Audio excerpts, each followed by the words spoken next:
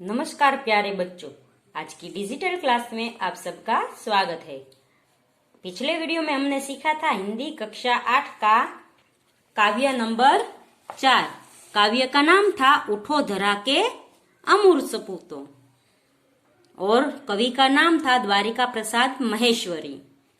इसमें हमने सीखा था कि कैसे है वो कवि कह रहे हैं कि आप है वो इस पृथ्वी के, इस धरा के, इस धरती के अमर सपूत हो, इसलिए तुम है वो नया निर्माण करो, नई दुनिया का निर्माण करो, पढ़ो लिखो और आगे बढ़ो। इस वीडियो में हम इस पाठ की भाषा सज्जता सीखेंगे। भाषा सज्जता में है सब संज्ञा का प्रयोग। तो संज्ञा का प्रयोग है वो आप संज्ञा के बारे में सीख चुके हैं। तो संज्ञा के बारे में हमने पहले सीखा है। संज्ञा यानी नाम। हमें है वो किसी व्यक्ति, वस्तु, पदार्थ को पहचानने के लिए उसे एक नाम दिया है जिसे हम उसे पहचान सके, इसलिए उसे हम संज्ञा कहते हैं। संज्ञा को हम इंग्लिश में नाउन भी कहते हैं। हम किसी व्यक्ति, वस्तु और पदार्थ को पहचानने के लिए उसके नाम से जानते हैं, जिससे हमें पता चले कि ये वस्तु, व्यक्ति है वो यही है। निम्नलिखित वाक्यों में से संज्ञा ढूंढकर उसका भेद बताए। तो संज्ञा के भी भेद होते हैं, जैसे समूहवाचक समूह का बोध कराती है, जो शब्दों से समूहवाचक संज्ञा कहते हैं।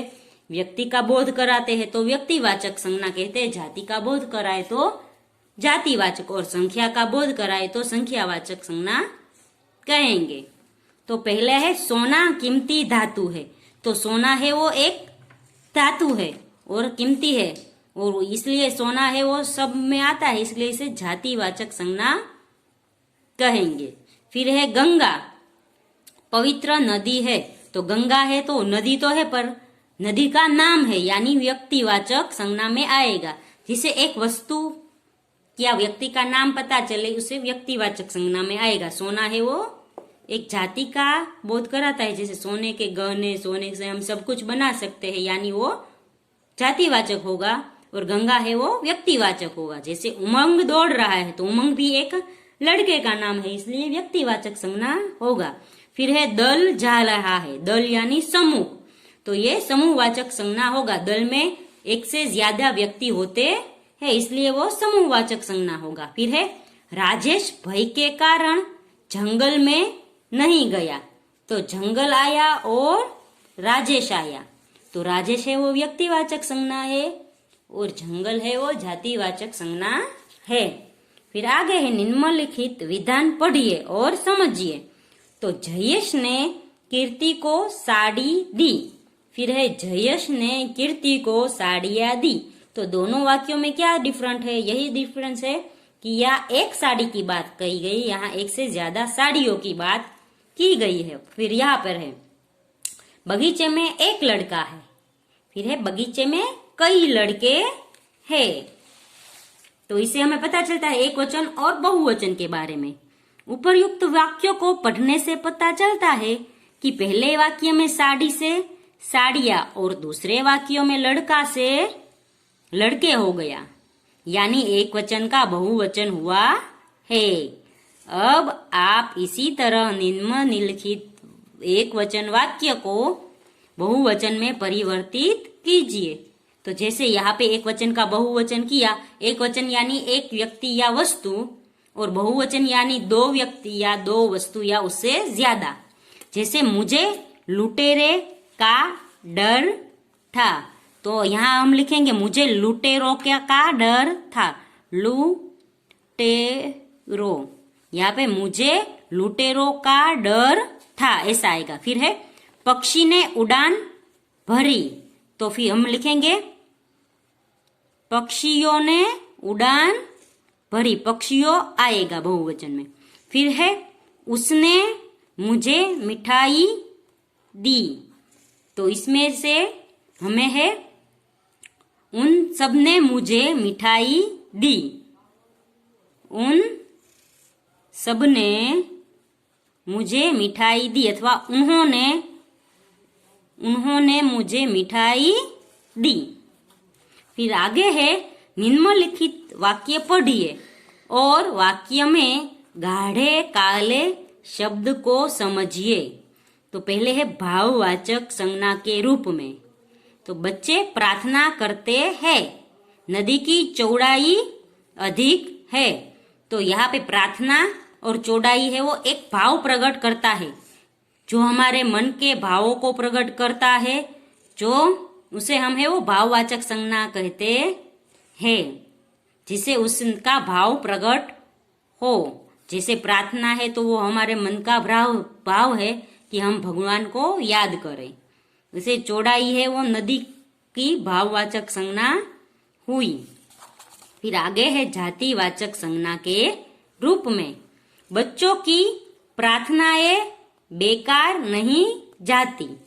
भारत में नदियों की चौड़ाइयां अधिक है। तो प्रार्थनाएं तो किसकी? बच्चों की। यहाँ एक बच्चे की है और इसलिए यह भाववाचक संज्ञा है। यहाँ बच्चों की है यानी प्रार्थनाएं है, यानी पूरे जाति का बोध कराता है बच्चों के, इसलिए ये जातिवाचक संज्ञा है। और ये भी नदियों का बोध कराता है, इसलिए जातिवाचक संज्ञा हुई। उपर्युक्त वाक्य पढ़ने से पता चलता है कि पहले वाक्य में गाढ़ा शब्द प्रार्थना था, जो भाववाचक के रूप में था। उनके साथ दिए गए वाक्य में प्रार्थना को ए प्रत्यय लगने से प्रार्थनाएं संज्ञा जातिवाचक संज्ञा बन गई। तो ये प्रार्थना एक वचन है तो ये खाली भाव प्रकट करती है, और ये प्रार्थनाएं है तो कई सारी प्रार्थनाओं जो इकट्ठा होती है, इससे एक भाव प्रकट, एक जाति का ज्ञात होता है। एक से ज्यादा वस्तु तो प्रार्थनाएं है, इसलिए ये जातिवाचक संज्ञा हुआ। इसलिए यहाँ पे है चौड़ाई, तो ये चौड़ाई या हुआ, એટલે ये पूरी जाति का बोध कराता है। फिर आगे है भाववाचक संज्ञाओं का प्रयोग सदैव एक वचन में किया जाता है। बहुवचन में प्रयुक्त किए जाने पर ये जातिवाचक संज्ञा का रूप ले लेती है। तो बच्चों भाववाचक जो संज्ञा है वो एक वचन में आती है, जब वो बहुवचन में आती है तो वो जातिवाचक संज्ञा बन जाती है। उपर्युक्त उदाहरण के अनुसार निम्नलिखित वाक्यों में रेखांकित भाववाचक संज्ञाओं को जातिवाचक संज्ञा में परिवर्तित करके वाक्य फिर से लिखे। जैसे यहाँ है विज्ञान ने दूरी को कम कर दिया है। तो हम लिखेंगे विज्ञान ने दूरियों को कम कर दिया है, ऐसा हम लिखेंगे।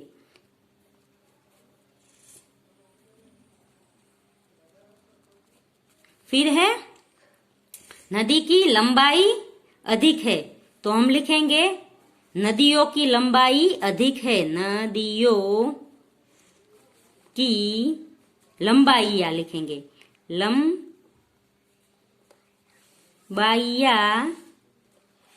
अधिक है। तो बच्चों यहाँ पे हमने देखा कि कैसे ये है दूरी वो भाववाचक संज्ञा है और लंबाई है वो भी भाववाचक संज्ञा है। उसका हमने बहुवचन किया तो दूरिया और नदियों की लंबाइया हुआ, तो वो भाववाचक संज्ञा हुआ। तो बच्चों यहाँ पर है वो भाषा सज्जता का टॉपिक खत्म होता है। अगले वीडियो में हम इस पाठ का स्वाध्याय सीखेंगे। तब तक के लिए गुड बाय, टेक केयर।